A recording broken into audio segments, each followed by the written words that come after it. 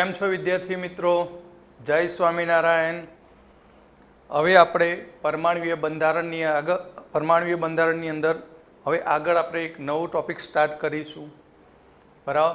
એ નવો ટોપિક છે પરમાણુના બોહર નમૂના તરફ દોરી જતો વિકાસ.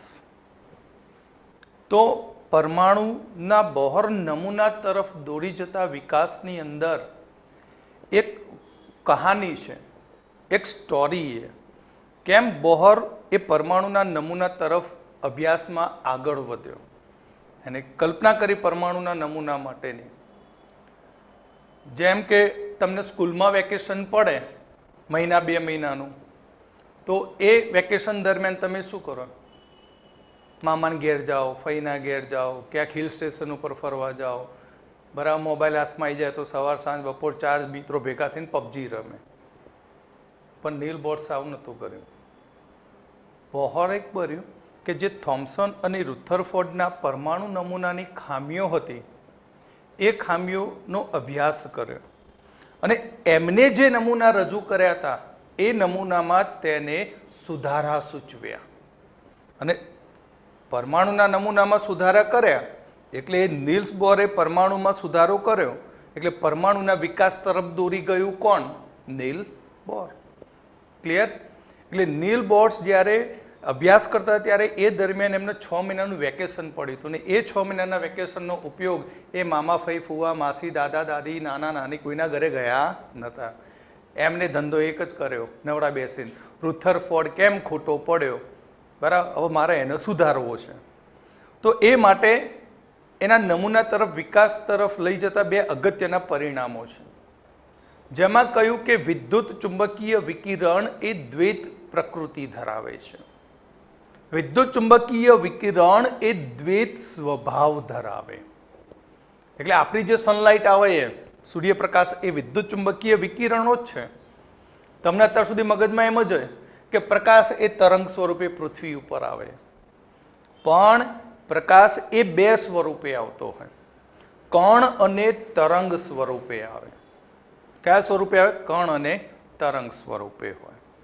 બરાબર? કારણ કે એક પાર્ટિકલ છે, એક અતિ સૂક્ષ્મ કણ છે જેને આપણે જોઈ નથી શકતા, ખાલી એને અહેસાસ કરીએ છીએ પ્રકાશ સ્વરૂપે, એટલે આપણે એને તરંગ કહીએ છીએ. સિમ્પલ વિચારી લો કે ઇલેક્ટ્રોનનું દળ કેટલું છે? તો ઇલેક્ટ્રોનનું દળ 1.9 × 10 - 31 કિલોગ્રામ. પકડી શકવાના? ના. અતિ સૂક્ષ્મ પાર્ટિકલ છે. હવે એ પાર્ટિકલ જ્યારે ગતિ કરે તો કંઈ આમ સીધી ગતિ ના કરે, કારણ કે એનું વેઇટ જ અવગણીએ તેટલું છે. એટલે એ પાર્ટિકલ કેવી રીતે ગતિ કરે? આ રીતે વેવ સ્વરૂપે ગતિ કરતો હોય. બરાબર? તો વિદ્યુત ચુંબકીય વિકિરણો છે એ પણ આ રીતે વેવ સ્વરૂપે, તરંગ સ્વરૂપે ગતિ કરે અને એ નાના નાના પાર્ટિકલ સ્વરૂપે આગળ વધતો હોય, એ પણ તરંગ સ્વરૂપે. એટલે વિદ્યુત ચુંબકીય વિકિરણ એ દ્વૈત પ્રકૃતિ ધરાવે, કણ પ્રકૃતિ અને તરંગ પ્રકૃતિ. પછી એ પ્રકૃતિનો અભ્યાસ કરતા એમને વર્ણપટ મેળવ્યા અને એ પરમાણુ વર્ણપટ મળ્યો એ અંગેના પરિણામોનું વધુ ડીપમાં અભ્યાસ કર્યો. હવે અહીંયા આપણે પરમાણુ વર્ણપટ વિશે પણ ભણવાનું છે. પરમાણુ વર્ણપટ 2 પ્રકારના આપણને મળશે, ઉત્સર્જન વર્ણપટ અને અવશોષણ વર્ણપટ. તો એ બધા વિશે આપણે ડીપમાં જોઈશું. પણ સૌથી પહેલું આપણે વિદ્યુત ચુંબકીય વિકિરણ કોને કહેવાય તેના વિશે જોવાનું છે. વિકિરણ છે તો એને તરંગ પણ કહેવાય. એટલે વિદ્યુત ચુંબકીય તરંગો વિશે હવે આપણે અભ્યાસ કરવાનો. તો સૌથી પહેલું તરંગ એટલે શું? તરંગ છે શું ભાઈ? આ તરંગ નામની બલા છે શું? ભાઈ તરંગ છે ને એ ઉર્જાનો એક સ્થાનેથી બીજા સ્થાને પહોંચાડવા માટેનો પથ છે. ટ્રાન્સફર કરે ઉર્જાને. બરાબર? એટલે તરંગ જે ઉર્જાનું વહન કરતું માધ્યમ છે. એક સ્થાનેથી બીજા સ્થાને પહોંચાડે કોણ? તરંગ. કેવી રીતે પાછું? આ આ હારું પાછું અઘરું પર ખબર ના પડી.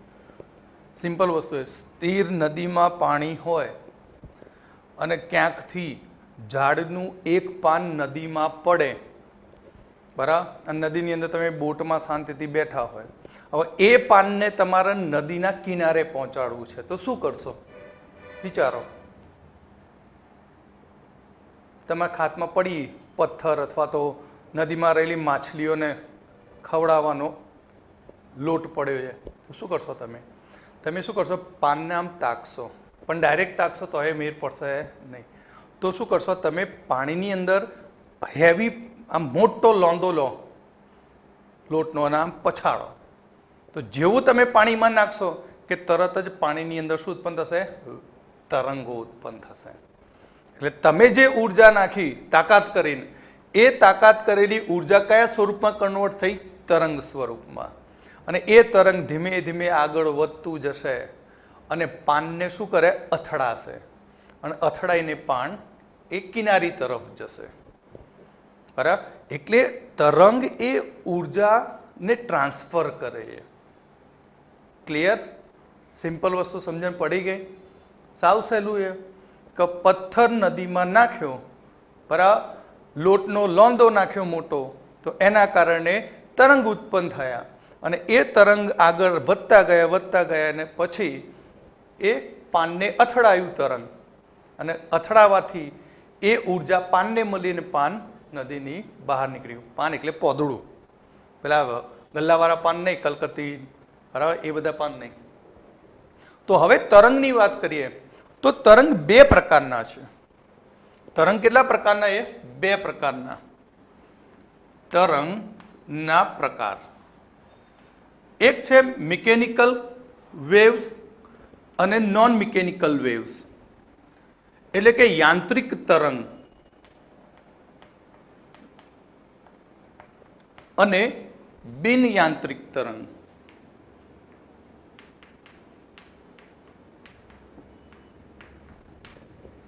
તો આ યાંત્રિક તરંગ છે શું? કે જે તરંગને પ્રસરણ માટે માધ્યમની જરૂર પડે તેને કહેવાય યાંત્રિક તરંગ. પાણી ઉપર તરંગ પ્રસરણ પામે તો પાણી આમ સીધું જવાનું ના, પાણીનું વહન કરવું હોય તો તરંગ સ્વરૂપે આગળ વધે, બરાબર. એટલે કે જેને માધ્યમની જરૂર પડે તે બધાને કહેવાય યાંત્રિક તરંગ. હું આ તમને લેક્ચર આપી રહ્યો, બોલી રહ્યો છું, બરાબર, પણ એ અવાજ તમારા સુધી પહોંચાડવા માટે મારે માધ્યમની જરૂર પડી, હવાની જરૂર પડી. ક્લિયર? જો હું શૂન્ય અવકાશ લઈ બનાવીને રૂમને અને લેક્ચર લઉં તો તમે બધા એમ કે આ ગોડો શું કરે, કે એકલો એકલો હોઠ ફફડાવવાનો. શૂન્ય અવકાશની અંદર અવાજનું પ્રસરણ ના થાય. ધ્વનિનું પ્રસરણ કરવા માટે માધ્યમની જરૂર પડે. એટલે ધ્વનિના તરંગો, પાણીના તરંગો, એ બધા તરંગો કયા કહેવાય? યાંત્રિક તરંગો કહેવાય. કયા તરંગો કહેવાય? યાંત્રિક તરંગો કહેવાય છે. એટલે કે તરંગને પ્રસરણ માટે માધ્યમની જરૂર પડે તો તેને યાંત્રિક તરંગ કહેવાય. જેમ કે પાણીના તરંગો, ધ્વનિના તરંગો,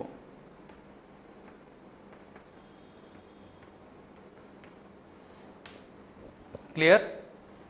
પણ જેને પ્રસરણ માટે, તરંગને પ્રસરણ માટે માધ્યમની જરૂર નથી,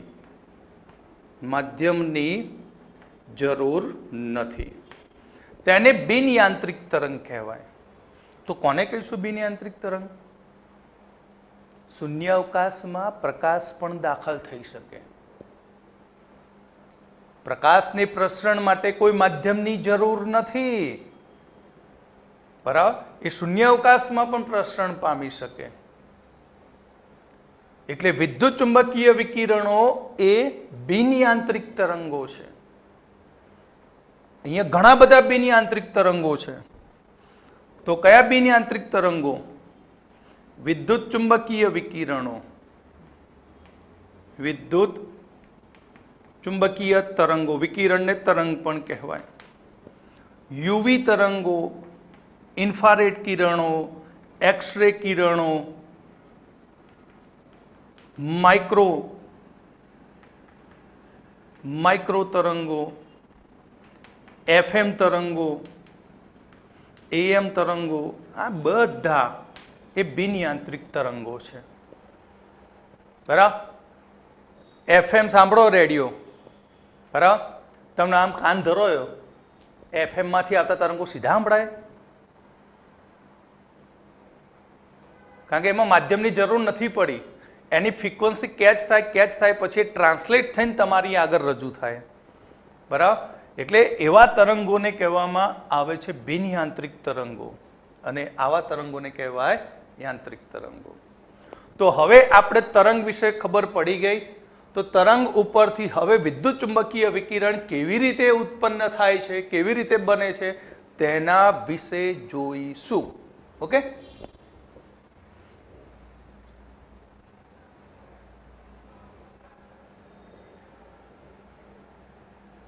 હવે વિદ્યુત ચુંબકીય વિકિરણ અથવા વિદ્યુત ચુંબકીય તરંગો. હારું, બોર્ડ ઉપર તો બધા શું દોડી નાખ્યું ખબર નહીં પડતી આ શું બનાવ્યું એ. બરાબર? સાવ સહેલું, એ ધ્યાન રાખો. વિદ્યુત ચુંબકીય વિકિરણ કેવી રીતે ઉત્પન્ન થાય છે? વિદ્યુત ચુંબકીય વિકિરણ ત્યારે જ ઉત્પન્ન થાય કે જ્યારે કોઈ વિદ્યુતીય વીજભાર ધરાવતો કણ અથવા તો વિદ્યુતીય ભારવાળા કણ આંદોલન કરતા હોય. શું કરતા? ઉપર નીચે આંદોલન. અથવા તો એ વીજભારવાળા કણ એ પ્રવેગિત હોય,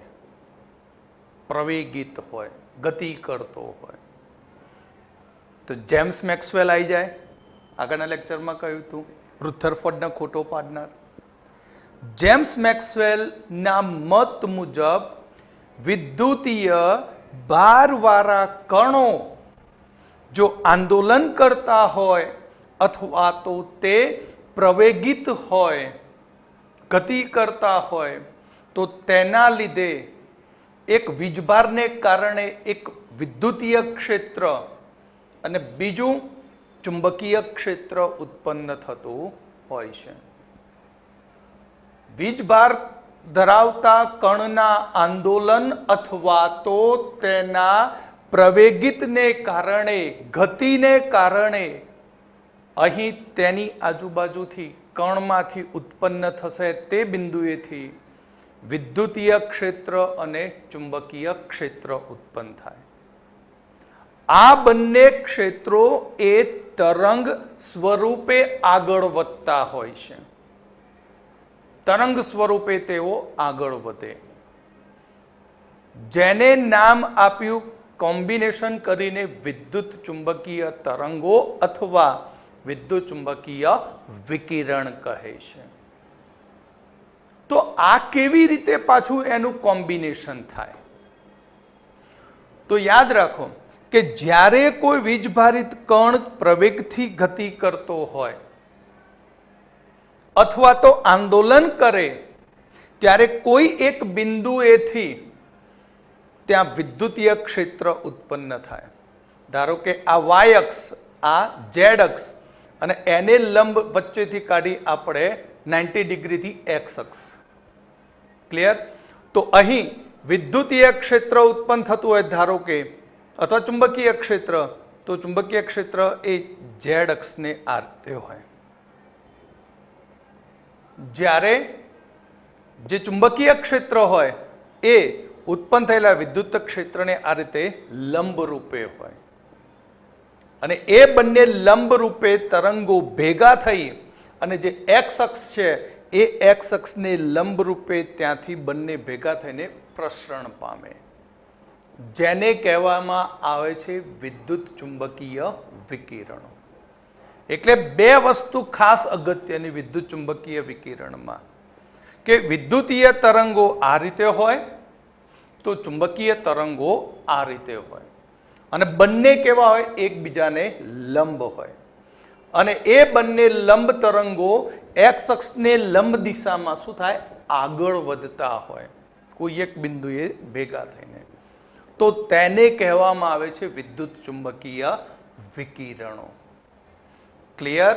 વિદ્યુત ચુંબકીય વિકિરણ એટલે જેમ્સ મેક્સવેલના મત મુજબ જ્યારે કોઈ વીજ ભારિત ભારવાળો કણ આંદોલન કરે અથવા તો તે પ્રવેગિત હોય તો તેના કારણે વિદ્યુતીય ક્ષેત્ર અને ચુંબકીય ક્ષેત્ર ઉત્પન્ન થતા હોય છે. અને આ બંને ક્ષેત્રો એ તરંગ સ્વરૂપે પ્રસરણ પામતા હોય છે, જેને વિદ્યુત ચુંબકીય વિકિરણ અથવા તરંગો કહે છે. કેવી રીતે પ્રસરણ પામે? કે કોઈ ઇલેક્ટ્રોન છે તો તે ઇલેક્ટ્રોન ગતિ કરતો હોય તો તે બિંદુએથી વિદ્યુતીય તરંગો આ રીતે ગતિ કરે, તો ચુંબકીય તરંગો એને લંબ રૂપે આ રીતે ગતિ કરે. અને પછી એક્સ અક્ષની દિશામાં તેઓ લંબ રૂપે તે એક્સને લંબ દિશામાં તેઓ બંને શું થાય? આગળ વધે. જે અહીંયા આકૃતિમાં મેં દર્શાવી છે. જો વિદ્યુતીય ઘટકો આ રીતે ઉપરની તરફ ગતિ કરે, જ્યારે આ આડી પ્લેટ છે વાય અક્ષ વાળી, જેના તરંગો આ રીતે ગતિ કરે, બરાબર, સાપની જેમ. અને બંને કઈ એક્સ અક્ષને લંબ રૂપે આ બિંદુએથી શું થાય? સંચારણ પામે, એટલે પ્રસરણ પામે દિશામાં. કઈ દિશામાં? એક્સ અક્ષની દિશામાં લંબ રૂપે. તો તેને કહેવામાં આવે વિદ્યુત ચુંબકીય વિકિરણ. આપણે આગળ કહ્યું વિદ્યુત ચુંબકીય વિકિરણ એ બિનયાંત્રિક તરંગો છે.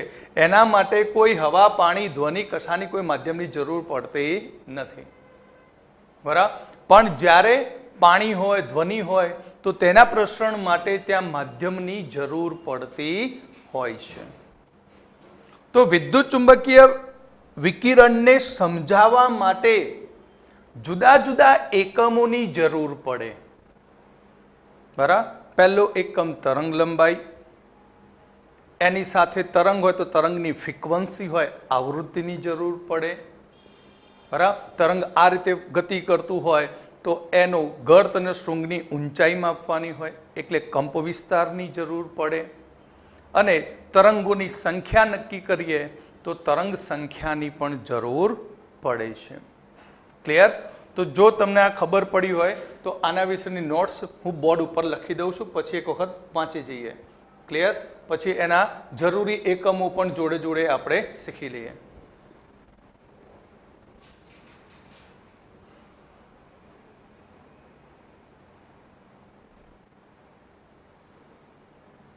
તો વિદ્યુત ચુંબકીય વિકિરણની જો તમને થિયરી પૂછાય, બરાબર, એનો સ્વભાવ સમજાવો તો તમારે આટલા મુદ્દા લખવાના. કે જેમ્સ મેક્સવેલના મત મુજબ જ્યારે વિદ્યુતીય રીતે ભારિત કણો આંદોલન કે પ્રવેગથી ઘૂમે ત્યારે એકાંતરિત રીતે એટલે એક એક્સ અક્ષને લીધે અને એક ઝેડ અક્ષને અને એક વાય અક્ષને એકાંતરિત રીતે વિદ્યુતીય ક્ષેત્ર અને ચુંબકીય ક્ષેત્ર ઉત્પન્ન થાય છે અને પ્રસરણ પામે છે. અને તે તરંગ સ્વરૂપે પ્રસરણ પામે છે, માટે તેને વિદ્યુત ચુંબકીય તરંગો અથવા વિદ્યુત ચુંબકીય વિકિરણો કહે છે. મેં હમણાં જ કહ્યું કે અહીં આંદોલનને કારણે જે ઉત્પાદિત થતું વિદ્યુતીય ક્ષેત્ર એ વિદ્યુતીય ક્ષેત્ર ઝેડ અક્ષ ઉપર ગતિ કરતું હોય આ રીતે, તો ચુંબકીય ક્ષેત્ર વાય અક્ષ ઉપર એને લંબ રીતે આ રીતે ગતિ કરે અને તે એક્સ અક્ષ ઉપર લંબ સ્વરૂપે તેઓ ત્યાંથી પ્રસરણ પામે છે.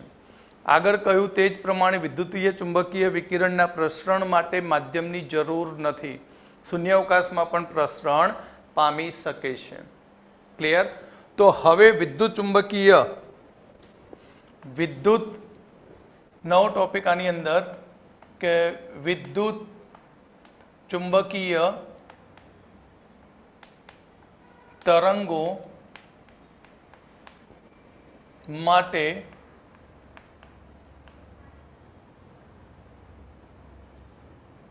જરૂરી જુદા જુદા એકમો. તો કયા કયા એકમોની જરૂર પડે? તો વિદ્યુત ચુંબકીય વિકિરણ માટે સૌથી પહેલું નંબર એક તરંગ લંબાઈ.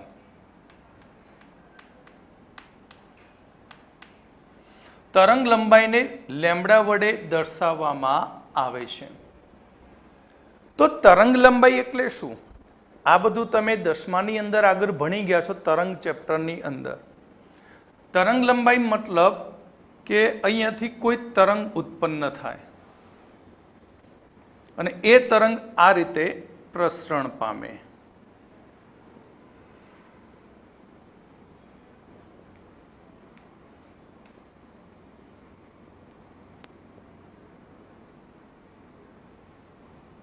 તો અહીંયા તમને બે ભાગ મળે, આ લીટીની ઉપર એક ભાગ અને એક નીચે ભાગ, જેને તમે 10મામાં કહેતા હતા યાદ છે, ગર્ત અને શૃંગ. શૃંગ અને ગર્ત. શૃંગ અને ખાડો પડે એને કહ્યું હતું ગર્ત. તો તરંગ લંબાઈ મતલબ કે બે શૃંગ વચ્ચેના અંતરને તરંગ લંબાઈ લેમ્બડા કહે છે. અથવા તો બે ગર્ત વચ્ચેના અંતરને તરંગ લંબાઈ લેમ્બડા કહે છે. તો તરંગ લંબાઈ એટલે કે બે ગર્ત અથવા શૃંગ વચ્ચેના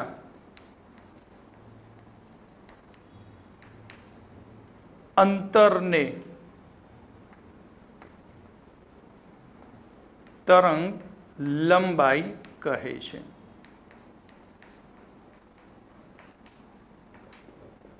તરંગ લંબાઈ માટે એકમ કયા વપરાય છે? તો તરંગ લંબાઈ માટે centimetre, metre, micrometre, nanometre, picometre જેવા એકમોનો ઉપયોગ થતો હોય છે. ક્લિયર? તો બે શૃંગ અને ગર્ત વચ્ચેના અંતરને કહેવામાં આવે છે તરંગ લંબાઈ. તો અહીંયા આપણે થોડું તરંગ લંબાઈના એકમો વિશે થોડું જોઈએ કે કેવા મીટરમાં એકમ કેવી રીતે લખાય તે.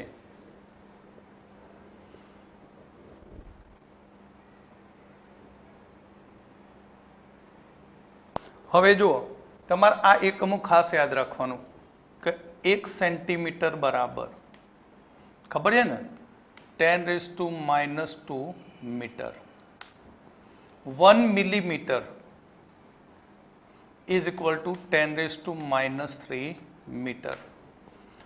1 માઇક્રોમીટર, કારણ કે તરંગ લંબાઈ માઇક્રોમીટરમાં એ બધું આપેલું છે અને એક્ઝામ્પલ ગણવાનો થશે મીટરમાં, તો આ કિંમતો યાદ રાખવાની. 10⁻⁶ metre. 1 nanometre 10⁻⁹ metre. 1 angstrom 10⁻⁻10 metre. ક્યારેક સેન્ટીમીટર હોય તો 10⁻⁸ સેન્ટીમીટર. 1 પિકોમીટર તો 10⁻12 મીટર અને 10⁻10 સેન્ટીમીટર. એટલે આ વસ્તુ છે ને તરંગ લંબાઈની નીચે તમારા રીતે કોલમ બનાવીને ચોરસ ખાનામાં લખી રાખવાની કે જ્યારે કોઈ એક્ઝામ્પલ આવે અને મીટરમાં સેન્ટીમીટરમાં ફેરવવાનું થાય તો આ રીતે કન્વર્ઝન કરી શકશો. હવે આપણે બીજી જોઈશું એકમમાં આવૃત્તિ.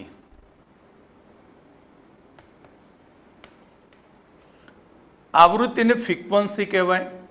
તો કેટલાક એને એફ વડે દર્શાવાય અથવા તો તેને ન્યુ વડે દર્શાવવામાં આવે છે. ફ્રીક્વન્સી એટલે કે કોઈ એક બિંદુમાંથી પસાર થતા એક સેકન્ડમાં આપેલા બિંદુએથી પસાર થતા તરંગોની સંખ્યા. બરાબર? એટલે અહીંયા ધારો કે આ રીતે એક તરંગ છે, બરાબર, આખું શૃંગ અને ગર્ત પૂરું થાય એટલે એક તરંગ કહેવાય.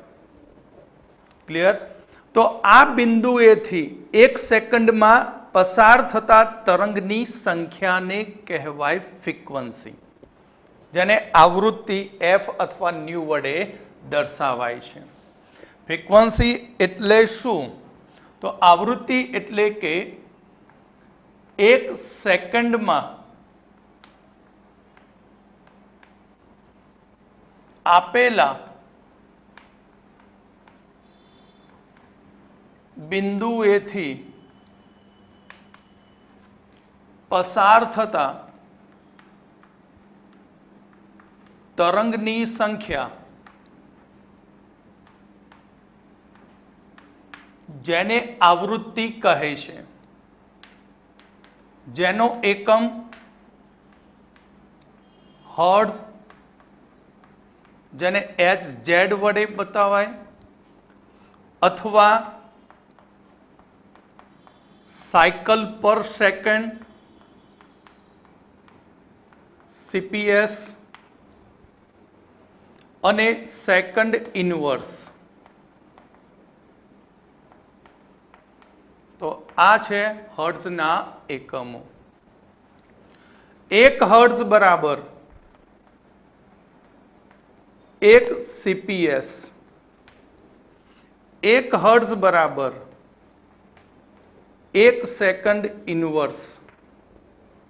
ક્લિયર? ધ્યાન રાખજો, 1 કિલો હર્ટ્ઝ આ પણ જરૂર પડશે, 10³ હર્ટ્ઝ થાય. ક્લિયર? તો આ થયું આવૃત્તિ. હવે આપણે બે વસ્તુ ભણ્યા, તરંગ લંબાઈ અને આવૃત્તિ. તો તરંગ લંબાઈ અને આવૃત્તિ વચ્ચે શું સંબંધ છે? તો અહીં ધારો કે હું બે તરંગ લઉં છું, બરાબર? બે તરંગ લઉં.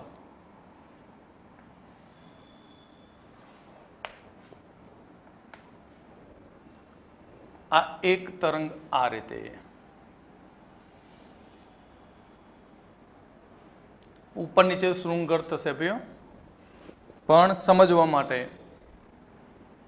અને એક બીજું તરંગ લઉં,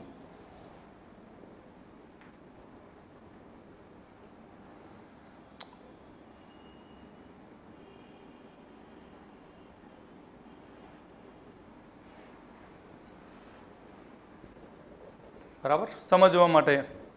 તો તમે જુઓ, આ જે તરંગ છે એ તરંગની અંદર તરંગ લંબાઈનું મૂલ્ય કેવું છે? લેમ્બડાનું મૂલ્ય વધારે છે. લેમ્બડા કેવો છે? વધારે.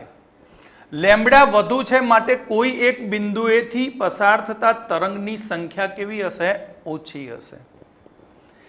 એટલે કે જેમ તરંગ લંબાઈ વધે, તરંગ લંબાઈ વધતી જાય, તો કોઈ એક બિંદુએથી પસાર થતા તરંગની સંખ્યા ઘટી જાય. તો આપણે તો શું કહ્યું હતું? આપેલા બિંદુએ 1 સેકન્ડમાંથી પસાર થતા તરંગની સંખ્યા, જેને કહેવાય ફ્રીક્વન્સી. આનો મતલબ શું થયો? કે તરંગની સંખ્યા સેકન્ડમાં ઘટી 1 સેકન્ડે, તો એની ઘટી શું કહેવાય? આવૃત્તિ ઘટી જાય. તરંગ લંબાઈ વધતી જાય તો ફ્રીક્વન્સી શું થાય? ઘટતી જાય. પણ ધારો કે હું અહીંયા તરંગ લંબાઈ લેમ્બડાનું મૂલ્ય ઘટાડી દઉં તો તરંગ લંબાઈ લેમ્બડા ઘટી જાય તો આપેલા બિંદુએથી પસાર થતા તરંગોની સંખ્યામાં શું થાય? વધારો થાય. કારણ કે જેમ તરંગ લંબાઈ વધુ હશે, સિમ્પલ વસ્તુ એ કે એક તરંગ આ રીતે ગતિ કરતું જાય તો સમય, તરંગ લંબાઈ વધારે તો કોઈ એક બિંદુએ પહોંચતા એને સમય કેવો લાગે? વધારે લાગે. પણ ધારો કે નાનું તરંગ લઉં તો ફટાફટ આગળ વધતું જાય, તરંગ લંબાઈ શું થાય? ઘટી જાય. તો તરંગ લંબાઈ ઘટે તો ફ્રીક્વન્સી શું થાય? વધી જાય. એટલે તરંગ લંબાઈ ઘટે તો આવૃત્તિ ન્યુ વધી જાય. ક્લિયર? એટલે આના ઉપરથી કહી શકાય કે આવૃત્તિ ન્યુ એ તરંગ લંબાઈના લેમ્બડાના વ્યસ્ત પ્રમાણમાં હોય છે. વ્યસ્ત પ્રમાણમાં હોય છે. ક્લિયર? એટલે આનું સૂત્ર આ રીતે બનશે કે આવૃત્તિ ન્યુ ચલે છે 1/λ. આવૃત્તિ ન્યુ ચલે છે 1/λ. ઓકે? તો અહીં આવૃત્તિ ન્યુ બરાબર c/λ. આ એક ખાસ અગત્યનું સૂત્ર બની ગયું. એક્ઝામ્પલની અંદર આનો ખૂબ જ ઉપયોગ થશે. જ્યાં c પ્રકાશનો વેગ છે, પ્રકાશની ગતિ, સ્પીડ, વેગ, જેની કિંમત છે 3 × 10⁸ મીટર પ્રતિ સેકન્ડ, જે કોન્સ્ટન્ટ છે, અચળ છે. કારણ કે તરંગની ઝડપ એ ફ્રીક્વન્સી ઉપર આધારિત છે. એટલે એનો અચળાંક અહીંયા દાખલ કરી દીધો, આવૃત્તિ ન્યુ બરાબર c/λ. મોસ્ટ આઈએમપી આ સૂત્ર એ ભૂલતા નહીં તો આગળના દાખલામાં પોપટ. ક્લિયર? ઉર્જા શોધવામાં પણ પોપટ થઈ જશો. એટલે ખાસ ધ્યાન રાખજો.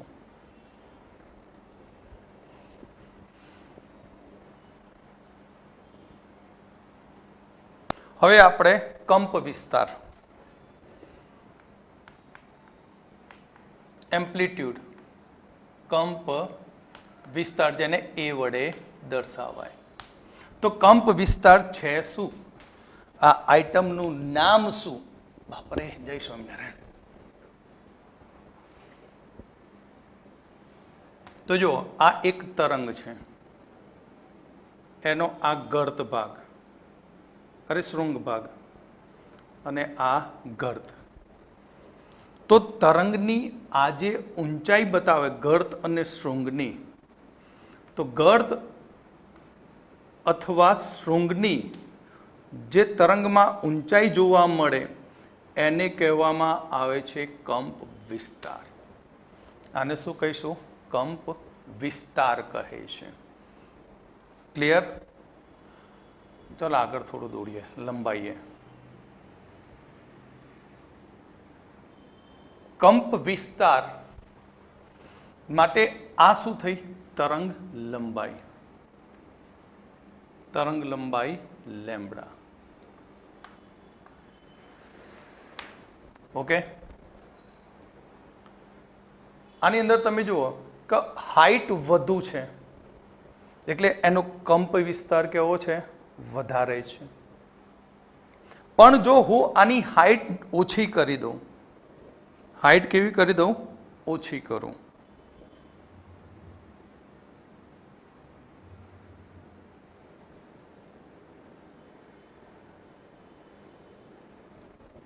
તો હાઈટ ઓછી કરવાથી, કંપ વિસ્તાર ઘટાડવાથી તેની તરંગ લંબાઈ બદલાતી નથી. તરંગ લંબાઈ એના એ જ રહે છે. ક્લિયર? એટલે કંપ વિસ્તારને તરંગ લંબાઈ સાથે કોઈ સંબંધ નથી, ફ્રીક્વન્સી સાથે પણ સંબંધ નથી. ક્લિયર? તો તરંગમાં ગર્ત અથવા શૃંગની ઊંચાઈને કંપ વિસ્તાર કહે છે.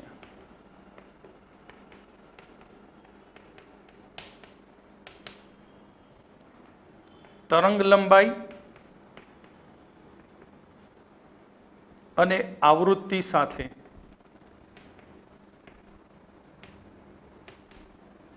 કોઈ સંબંધ નથી.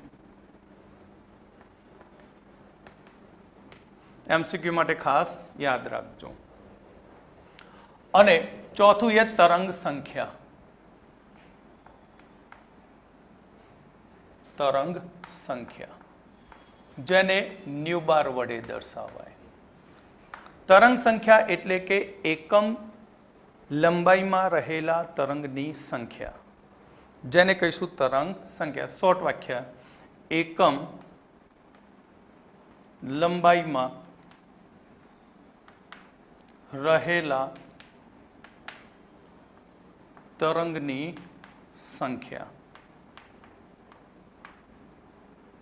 જેને તરંગ આંક કહે છે. તરંગ આંક. બરાબર? શું કહીશું આને? તરંગ નંબર કહે છે. ઓકે. એટલે કે ધારો કે મેં એક તરંગ લીધું છે આ રીતે, બરાબર, અને આ 1 સેન્ટીમીટર અંતર છે, કેટલું 1 સેમી. તો 1 સેમીની અંદર જે પણ તરંગની સંખ્યા મળશે, કે આ એક તરંગ, આ બે તરંગ અને આ ત્રીજું તરંગ, તો એકમ લંબાઈમાં રહેલા તરંગની સંખ્યાને તરંગ લંબાઈ કહે છે. તરંગ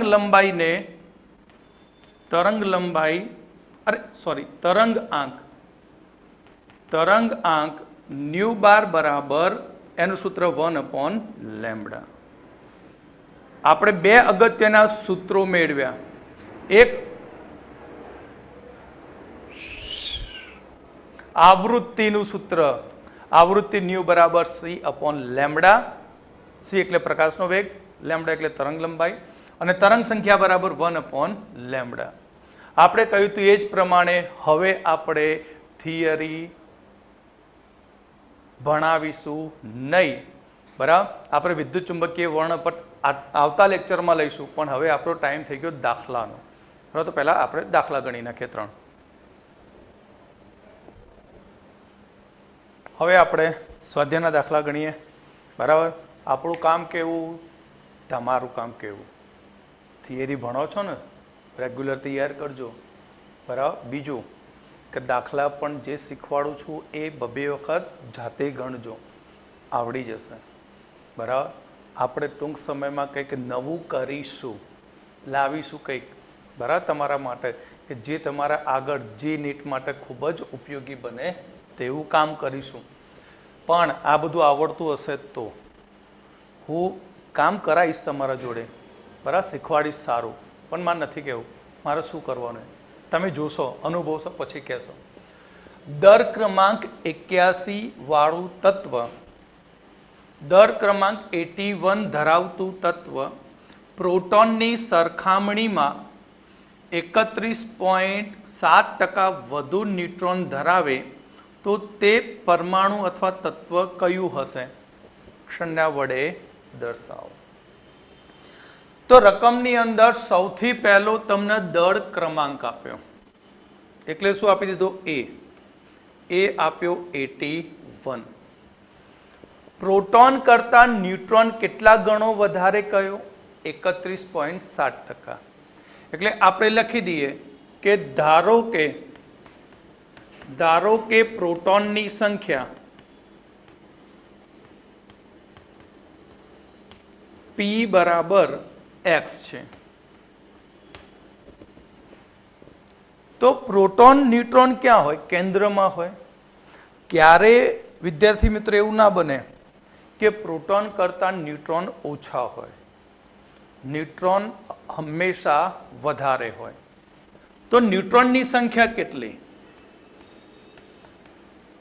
તો ન્યુટ્રોનની સંખ્યા n પ્રોટોનના જેટલી તો હોય જ x, પણ કેટલી વધારે કહી? તો વધારે કહ્યું છે 37%. એટલે 37% દૂર કરવા ભાગ્યા 100, આટલા x વધારે છે. માટે ન્યુટ્રોનની સંખ્યા કેટલી? તો x પ્લસ 0.117x, માટે કેટલું થશે? 1.317x. આ ન્યુટ્રોનની સંખ્યા, આ પ્રોટોનની સંખ્યા. પ્રોટોનની સંખ્યા એટલે જ આપણે કહ્યું તું પરમાણ્વીય ક્રમાંક Z. તો તત્વ શોધવા માટે જોઈએ શું? એનો નંબર જોઈએ. કયા નંબરનું તત્વ એ પ્રોટોનની સંખ્યા પરથી મળી જાય. હવે બધી મળી ગઈ માહિતી.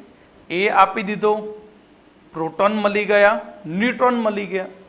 તો હવે આપણા જોડે સૂત્ર કે A બરાબર P પ્લસ N. તો આ 81 is equal to P. P કેટલો છે? X પ્લસ N કેટલો? 1.317x. માટે 2x ભેગા થઈ જાય તો કેટલા થશે?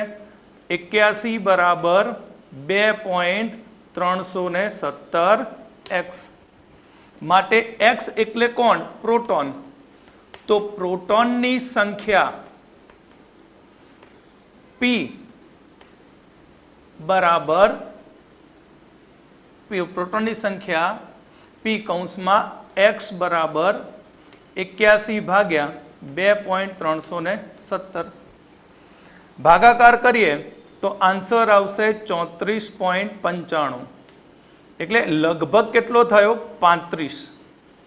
તો 35 કોનો પરમાણુ ક્રમાંક? તો 35 પરમાણુ ક્રમાંક Br નો છે, માટે Br 3581 આ એનો આન્સર. ક્લિયર? એટલે અહીંયા જે પરમાણુ આપ્યું હતું એ તટસ્થ હતું. ઓકે, રકમમાં જોઈ લેવાનું. પહેલું દળ ક્રમાંક આપી દીધું છે, કોની સરખામણી કરી? પ્રોટોન ન્યુટ્રોનની. તો પ્રોટોનની સંખ્યા x ધારી લઈએ, જેની સરખામણી કરી હોય તેને x ધારી લેવાનું. યાદ રાખજો મગજમાં. ક્લિયર? ન્યુટ્રોનની સંખ્યા આપણને મળી ગઈ, તો ન્યુટ્રોનની સંખ્યા પરથી આપણે પ્રોટોનની સંખ્યા ન્યુટ્રોનની સંખ્યા પરથી x શોધી નાખ્યો. x એટલે જ આપણો પ્રોટોન. ક્લિયર? માટે 35 પરમાણુ ક્રમાંક મળ્યો અને 35 નંબરનું તત્વ કયું છે? Br. એટલે 35 સરખો પાંચડો કરો, 35 Br 81. ઓકે, હવે એક્ઝામ્પલ નંબર 2.43. દળ ક્રમાંક 37 ધરાવતું આયન એક ઋણ ભાર ધરાવે છે. જો આયનમાં ઇલેક્ટ્રોન કરતા 11.1% વધારે ન્યુટ્રોન હોય તો આયનની સંજ્ઞા શોધો. તો સૌથી પહેલું તો આપણને શું આપી દીધું? એ આપ્યો છે 37. હવે ઋણ આયન બન્યો છે, બરાબર? એક એકમ ઋણ આયન છે. કેટલા એકમ? એક એકમ. તો તમને વ્યાખ્યા યાદ છે પરમાણુય ક્રમાંકની? બે રીતે કાલે લખી હતી. તટસ્થ પરમાણુમાં રહેલા ઇલેક્ટ્રોનની સંખ્યા અથવા પરમાણુમાં રહેલા પ્રોટોનની સંખ્યા. પરમાણુ તટસ્થ હોય ત્યારે ઇલેક્ટ્રોન પ્રોટોનની સંખ્યા કેવી હોય? સરખી હોય. ક્લિયર? પણ અહીંયા એને ઋણ વીજભાર બન્યો. કેટલો? એક એકમ. એટલે ઇલેક્ટ્રોનની સંખ્યા એક વધારે છે. ઇલેક્ટ્રોનની કેટલી સંખ્યા વધારે? એક જ. તો આપણે અહીંયા લખી દઈએ અને કમ્પેરિઝન કોનું કર્યું? હમણાં જ મેં કહ્યું ઇલેક્ટ્રોન અને ન્યુટ્રોન. તો ધારવાનું કોને? ધારવાનો ઇલેક્ટ્રોનને. જેમ અહીંયા પ્રોટોનનું ન્યુટ્રોન સાથે કમ્પેરિઝન હતું એટલે પ્રોટોન. તો હવે અહીંયા આપણે લખીએ કે ઇલેક્ટ્રોનની સંખ્યા ધારો કે ઇલેક્ટ્રોનની સંખ્યા x છે, તો પ્રોટોનની સંખ્યા કેટલી?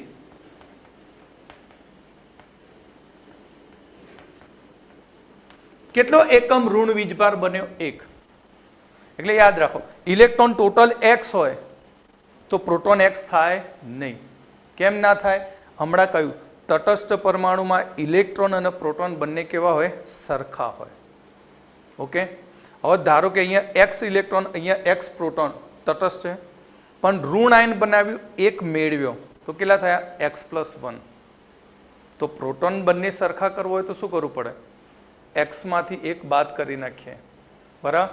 એટલે પ્રોટોનની સંખ્યા સાચી શોધવી હોય તો જેટલા ઇલેક્ટ્રોન મેળવ્યા હોય તેટલા પ્રોટોનમાંથી બાદ કરી, x માંથી બાદ કરો એટલે પ્રોટોનની સંખ્યા થઈ જાય. x ઇલેક્ટ્રોનની સંખ્યા કુલ હતી, બરાબર? એને એક એકમ ઋણ વીજભાર મેળવ્યો. તટસ્થ ક્યારે બને? એક ઇલેક્ટ્રોન ગુમાવી દે ત્યારે પ્રોટોનની સંખ્યા ઇલેક્ટ્રોનની સંખ્યા કેવી થાય? સરખી થાય. બરાબર? ન્યુટ્રોનની સંખ્યા, તો ન્યુટ્રોનની સંખ્યા n બરાબર કેટલી થાય? તો ઇલેક્ટ્રોનની સંખ્યા x પ્લસ 11.1 ભાગ્યા 100x. માટે આન્સર ડાયરેક્ટ 1.111x આટલા ન્યુટ્રોન થાય.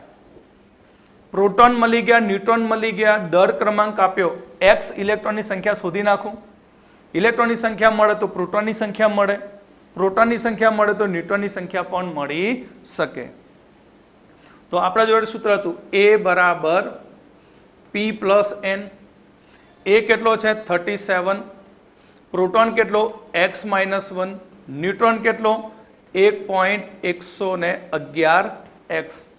તો આને સામે લઈ જવું તો કેટલો થશે 38 -1 સામે જાય તો પ્લસ થઈ જાય x અને 1.111 બંનેનો સરવાળો કરીએ તો 2.111x માટે x બરાબર શું થશે 38 ભાગ્યા 2.111 માટે આન્સર આવશે 18। ભાગાકાર કરજો 18 આન્સર આવશે। એટલે આ મળી આપણને x એટલે કોણ ઇલેક્ટ્રોનની સંખ્યા। તો ઇલેક્ટ્રોનની સંખ્યા x બરાબર 18। તો પ્રોટોનની સંખ્યા કેટલી? તો પ્રોટોનની સંખ્યા શું કરશો x -1 હતો બરાબર, એટલે અહીંયા પ્રોટોનની સંખ્યા x -1 એટલે 18 - 1 કેટલો થયો 17। માટે પ્રોટોનની સંખ્યા 17 એટલે પરમાણુ ક્રમાંક Z 17 થયું। 17 નંબરનું તત્વ કયું Cl17। કયો દળ 37। પણ એને એક ઇલેક્ટ્રોન મેળવ્યો છે એટલે Cl17 - આયન, આ એનો આન્સર। Okay clear? તો સૌથી પહેલા આપણે ઇલેક્ટ્રોનની સંખ્યા ધારી લીધી x, એને એક ઇલેક્ટ્રોન મેળવ્યો તો પ્રોટોનની સંખ્યા માટે મેળવેલા ઇલેક્ટ્રોન તેમાંથી બાદ કરી દીધા એટલે પ્રોટોનની સંખ્યા મળી। ન્યુટ્રોનની સંખ્યા ઇલેક્ટ્રોન કરતાં 11% વધારે છે માટે ન્યુટ્રોનની સંખ્યા મળી। બાકીનું સૂત્ર આપણે A બરાબર P + n જાણીએ, એના ઉપર x મળશે, x એટલે ઇલેક્ટ્રોનની સંખ્યા।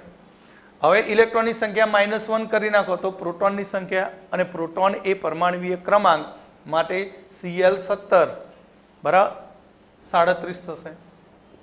હવે આ જ પ્રમાણે 2.44 દળ ક્રમાંક 56 ધરાવતો આયન ધનભાર 3 એકમ ધરાવે છે।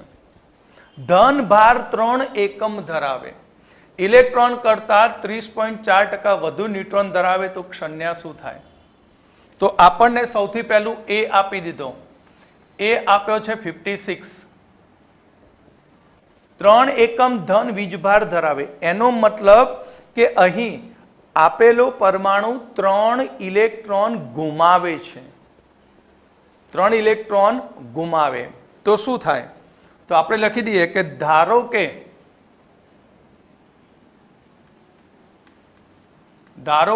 ઇલેક્ટ્રોનની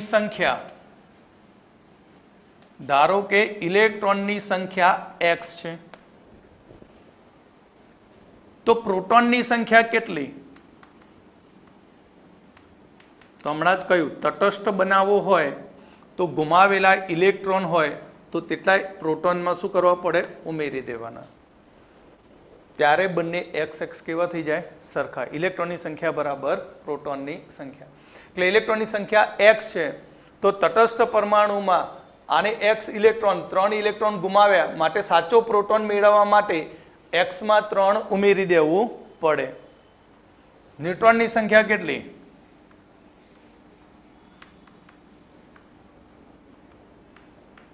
તો ન્યુટ્રોનની સંખ્યા n બરાબર ઇલેક્ટ્રોનની સંખ્યા x પ્લસ કેટલા ટકા વધારે?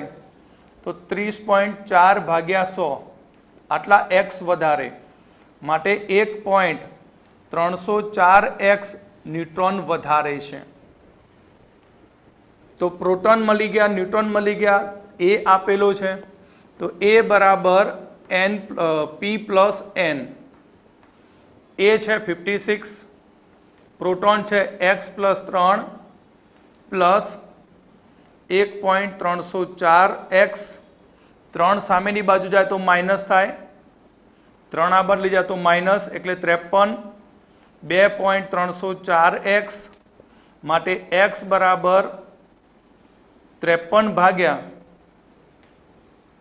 2.304 તો x આપણને મળશે 23। કેટલો મળશે? 23। x એટલે તો કોની સંખ્યા? ઇલેક્ટ્રોનની સંખ્યા છે। x એટલે કોની સંખ્યા? ઇલેક્ટ્રોનની। તો ઇલેક્ટ્રોનની સંખ્યા x બરાબર 23 માટે પ્રોટોનની સંખ્યા કેટલી? તો પ્રોટોનની સંખ્યા x પ્લસ 3 માટે 23 પ્લસ 3 26 પ્રોટોન થયા. 26 પ્રોટોન એટલે પરમાણુ ક્રમાંક Z26. 26 કોનો છે? Fe. 3 એકમ ધન વીજભાર કયો? તો Fe 26 56. આ એનો આન્સર થાય. ઓકે, તો આ રીતે ખાસ તો નીટની અંદર નહીં પણ JEE માં આવા એક્ઝામ્પલ પૂછી શકાય.